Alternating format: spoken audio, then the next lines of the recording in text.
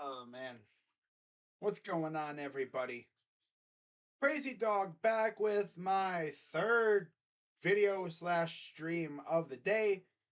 Of course, I did my Browns stuff earlier. Now it's time to talk Guardians because they wrapped up their 3 game series against the Rockies yesterday. And overall, again, the Guardians lost another series. And I'll get into the all 3 games here in a second. But before I do, be sure to hit the like button, subscribe, and hit the bell. I really appreciate it. So, anyways, game one, we faced Austin Gomber, who's been a bum this year, to say the least.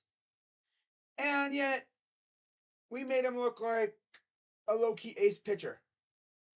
That seems to be a theme with us, you know.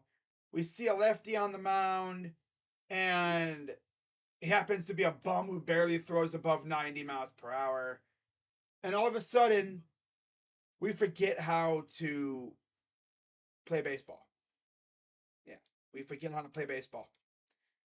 We start, we just look like an amateur team against lefties. We cannot touch them. I don't know what the deal is, but it just sucks. So, anyways, you know, the Rockies literally got on the board immediately. Second batter of the game. Jurickson freaking Profar. I'm sure a lot of you didn't even know he was on the Rockies, but yeah, he is. Hit a solo shot off of Cal Quantrill, who's been a bum lately. He used to be unbeatable at home. Now he's somewhat of a bum now. I don't know what happened. But yeah, he homered, made it 1-0. And then Ezekiel Tovar and again Jurickson Profar added 4 runs, courtesy of a 2-run single by Tovar, and then another 2-run single by Profar made it 5-0. And then Alan Trejo, another single, death by singles, made it 6-0. And in terms of how the Guardians did, only mustered 4 hits. Yeah, they only mustered 4 hits on the Rockies, and to be more specific, they got 3 of those hits on Gomber. Gomber had a line of 5 innings, 3 hits, no runs, obviously, 3 walks, 3 Ks, and he has a 9.28 ERA now. I think he had over 12 entering the game. Full. Absolutely pitiful.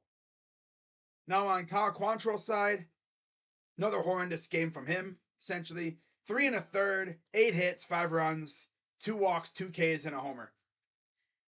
It seemed as though every time he would get a guy on the brink of striking him out, he would get him down to 2 strikes, he would just give up a base hit. Just like what we saw last year. Remember? I think there was a little time where he could not strike anybody out. Well, it appears that it's happened again, except it's happened much earlier. This guy just does not have that put away pitch. He doesn't. He relies heavily on groundouts and flyouts, and when you do that, you're playing with fire. And as we've seen, he's been playing like a bum lately. I mean, this is the guy that got shelled by Great Britain in the WBC. Britain. Yeah, Great Britain. You know, the country that doesn't really do baseball like that. I mean, you looked at their jerseys; they look like they were just thrown together last minute. Talk about plain, my goodness. But yeah, it seems like ever since he pitched in that game, he's just been messed up, and it's affected him now. Yeah, Gomber got the win. He's 1-4, 9.28 ERA. Quantrill takes the second loss of the year. He's 1-2 with a 5.40 ERA. Just an overall ugly game for us. And then we go into game two, and we had to face Feltner, and we had Peyton Battenfield on the mound. And Peyton Battenfield kind of looked like he got exposed in this game. Yeah, low key. 4 2/3 innings, 6 hits, 4 runs, 4 walks, 4 Ks, including a homer. 3.52 ERA for Peyton. Yeah, that was a stinker game, I guess. He had 3 really solid outings before that. I mean, of course, he's gonna have a stinker every once in a while.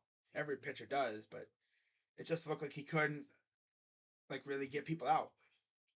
They were pounding him into the ground. And you thought giving up a home run in the second batter of the game was bad. Try second pitch of the game. Yeah, I do. Chris, Charlie Blackmon literally took the second pitch out of the yard. So if you look at the pitch graph, the pitch was damn middle. This dude threw a meatball. 87-mile-per-hour cutter, middle, to a guy who mashes like Blackmon. The only hope that you'd have there is if maybe he wasn't looking for something there, but it probably only took Charlie like 0.2 seconds to think, "Ooh, I'm gonna eat that," and he just destroyed it. Second pitch of the game. Yeah. And then, the second inning is where things really got out of hand for him. Charlie Blackmon would double in a run, and then Profar with a sac fly made it 3-0. And then Chris Bryant decided to get on the scoring with a single, made it 4-0. And then this dude named Brenton Doyle got a double, scored a run. And then Ahmed Rosario finally got us on the board in the bottom of the sixth with a sac fly. And that was it. In terms of scoring, that was it. Offense looked a little bit better, though. They had 6 hits, but only could muster 1 run. And as far as how the pitchers did, again, Battenfield, 4 2/3, 6 hits, 4 runs, all earned, 4 walks, 4 Ks, 1 home run. And then Feltner came in and went 6 innings, 5 hits, 1 run, 6 Ks. Yeah. So both low-key bum pitchers go out there and shove us. As usual, right? That's usually what happens. So then we go into game 3. All right. Well, the win goes to Feltner. He's 2-2 with a 4.68 ERA. Battenfield took a second loss. He has a 3.52 ERA. And then during this game, we're like, okay, who's going to be playing for us? Who's starting for game 3? There was speculation that it would be kind of Pilkington. There was speculation that it would be someone else. Well, a little bit after the game ended, we started hearing rumblings about maybe Tanner Bybee, who's like one of our top pitching prospects. And then earlier in the day, no, I think it was like late afternoon after the second game was done. Well, I think it was like more like at night, like after this game was over with. Finally, was announced that Tanner Bybee would be starting game 3 for the Guards. And talk about an entrance, man. This dude went out here against Herman Marquez, who's a very good pitcher, coming off the injured list. But Bybee went out and shoved. 5 2/3, 6 hits, 1 run, 8 Ks. Second, or like that's like the 4th most Ks for a Guardians/Indians pitcher in their debut in history. Yeah. I honestly thought he could have possibly caught up to Tristan McKenzie's number, which was like 10. Yeah, that was one hell of a debut for Tanner. 1.59 ERA, and that 1 run was caused because of a bad play in the outfield. He honestly should have had a shutout. He really should have. But our defense has been letting us down as of late, and it's kind of getting agitating. On the bright side, though, he looked great. And then on the other side, Herman Marquez, 3 2/3 innings, 6 hits, 3 runs, 1 walk, 4 Ks, and a homer. He left the game due to injury, so he wasn't able to finish out the 4 innings. He left with a arm injury. Hopefully, all is well. He just came back from an injury, so see what happens there. But yeah, I was really impressed with how the Guardians played. And in terms of scoring, it was mainly on a couple big hits from Josh Naylor, 2-run home run, his third of the year, and then Oscar Gonzalez RBI double, made it 3-0. Crone grounded into a double play, and then wait, hold up, there we go. No, Bryant, yeah, Gonzalez, and then Bryant singled and scored a run, got it 3-1, and then Will Brennan, Silly Willie, RBI ground out, scored a run off of Brad Hand. Oh, the memories. Brad Hand. Wow.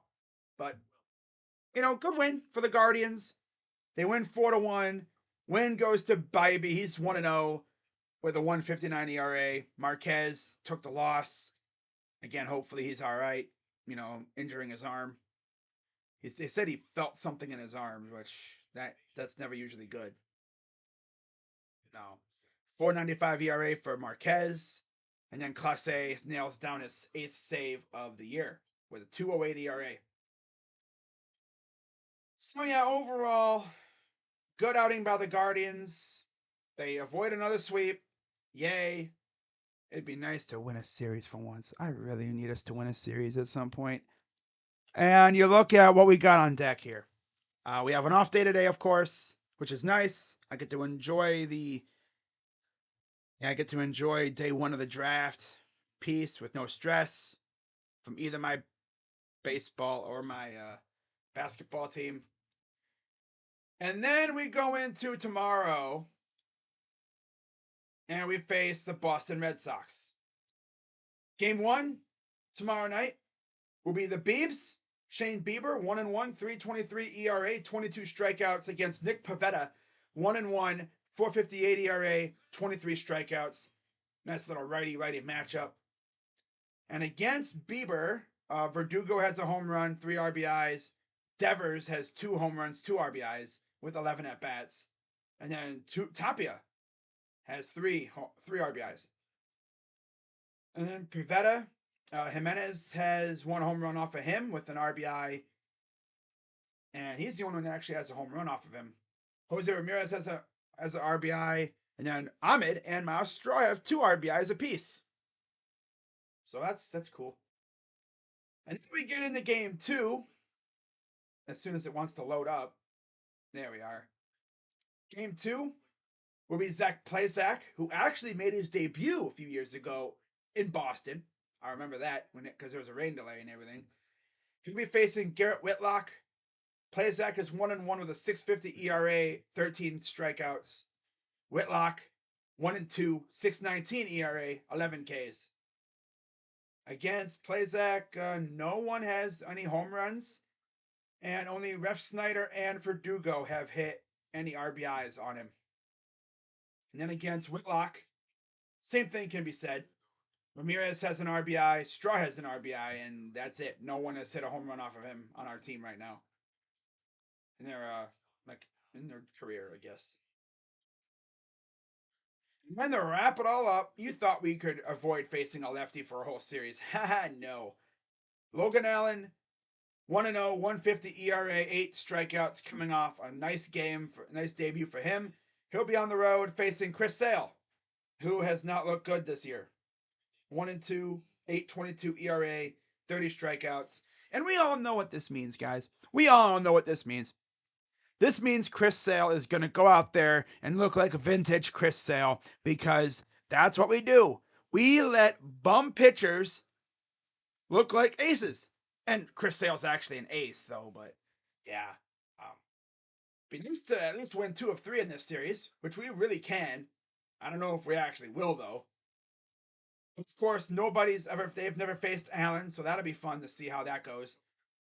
And then against Sale, I don't think we've really had anybody face him, so. Yeah, only Jose Ramirez has an RBI off of Sale. He's faced him 24 times. I'm pretty sure Jose faced him when he was with Chicago, too. Wow.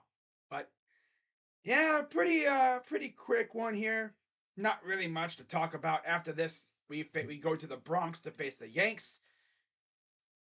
Please support Shohei Ohtani, the treasure of Japan. Okay. What? Dang. What? Huh? But, just checking Twitter real quick, make sure nothing else has happened. Nope. Wait. But yeah, this will be a quick one for you guys. Get on here and just quickly go through it. And hopefully we see chaos tonight, because we all love chaos. So with that being said, I'm going to wrap this up, and I will see you all tomorrow. So with that being said, I'm Crazy Dog. Let's go Guardians. And I'm out. Bye-bye. Bye now. Bye-bye. Bye. See you. Go Birds. Yeah. Yeah.